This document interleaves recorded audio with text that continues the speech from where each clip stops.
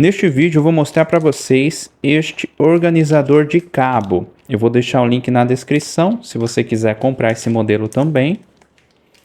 Vamos lá, vamos ver como ele vem aqui. Olha o material dele, é flexível. Este modelo tem 2, 4, 6, 7 aqui entradas que você pode colocar os cabos. E aqui também é a cola para você colar na mesa. Pode ver, ó, é fácil de retirar. É assim que ele vem. Pelo que eu tô vendo aqui, eu achei bom o material. E vamos lá, eu vou colocar na mesa e vou mostrar para vocês como ele vai ficar. Olha só a bagunça que está os cabos aqui.